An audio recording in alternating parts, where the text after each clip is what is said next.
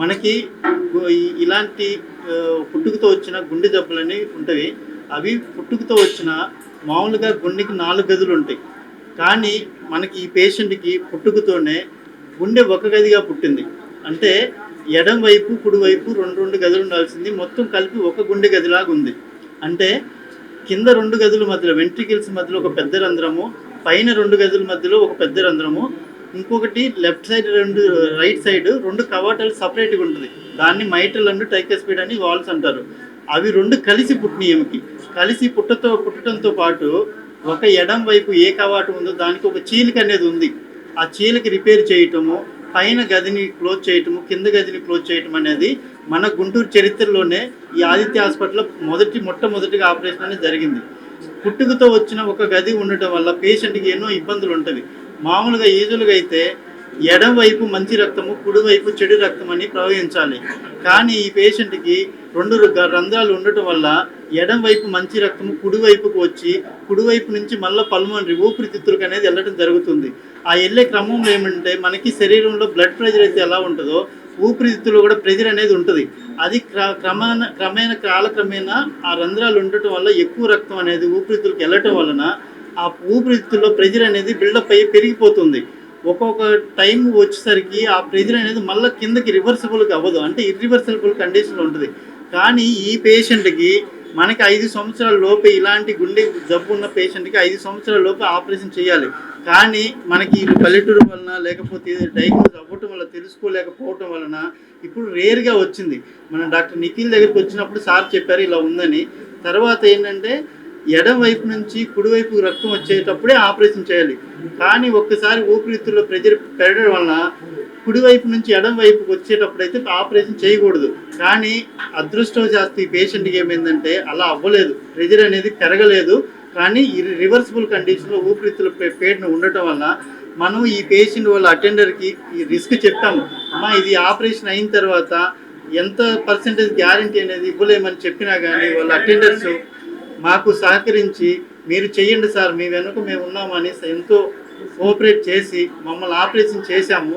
చేసిన తర్వాత ఆపరేషన్ చేయటం ఈజీయే, చేసిన తర్వాత పేషెంట్ని వెంటిలేటర్ నుంచి బయటికి తీసుకురావడం అనేది చాలా క్రిటికల్ కండిషన్. అది అంటే ఛాలెంజ్తో కూడుకున్నది. అంటే పల్మనరీ ఆర్టీరియల్ ప్రెషర్ ఎక్కువ అయ్యి అది రివర్సిబుల్ కొన్నిసార్లు అవ్వకపోవడం వల్ల పేషెంట్ని మన వెంటిలేటర్ నుంచి తీసే పరిస్థితి ఉండదు మనకి. కానీ అంత మా మత్తు డాక్టర్ ఎన్ఎస్సి శిరీష్ గారు కానీ, పల్మనాలజిస్ట్ కాశీరామ్ గారు కానీ, తర్వాత గుండె డాక్టర్ గారు మన నిఖిల్ సార్ కానీ అందరూ వీళ్ళంతా హెల్ప్ఫుల్ సహకారంతో ప్రతిరోజు పేషెంట్ని రోజు వచ్చి మానిటర్ చేసి సార్ ఇలా చేద్దాం ఒక టీం వర్క్లా ఫామ్ అయ్యి మేమందరము కానీ మంచిగా పేషెంట్ని బయటికి తీసుకురావడం అనేది జరిగింది.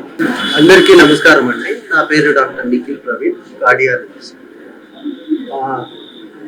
మాకు ఈ పేషెంట్ మా ఓపీకి వచ్చినప్పుడు యాక్చువల్లీ మేము 2D ఎకో నేనే చేయడం జరిగింది. 2D ఎకో స్కానింగ్ చేస్తే మామూలుగా అయితే గుండె ఇలా మనకు గుండె 4 గదులు అనేటివి ఉంటాయి. కుడి పక్క 2 గదులు, ఎడపక్క 2 గదులు ఉండి దీనికి మొత్తం ఇక్కడ గోడల్లాగా అంతా డివైడ్ అయిపోయి ఉంటుంది. కుడి పక్కకి ఎడమ పక్కకి కమ్యూనికేషన్ అనేది ఉండకూడదు.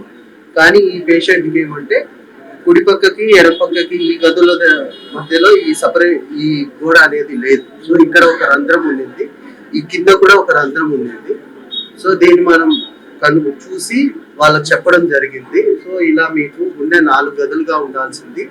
సో ఇక్కడ రంధ్రాలు ఉండడం వల్ల గుండెలో రక్తము కుడి పక్క రక్తము ఎడమ పక్క రక్తము మిక్స్ అయిపోతుంది. సో కుడి పక్క అనేది మామూలుగా డీఆక్సిజనేటెడ్ బ్లడ్ అంటాము. సో వాడుక భాషలో చెడు రక్తం అంటారు. కుడి పక్క ఎడమ పక్క భాగంలో ఉండే రక్తం వచ్చేసి మంచి రక్తము, ఆక్సిజనేటెడ్ బ్లడ్ అంటాము. ఈ రెండు ఎప్పుడు కలవకూడదు. కానీ ఈ రంధ్రాలు ఉండడం వల్ల మీకు కలుస్తున్నాయి.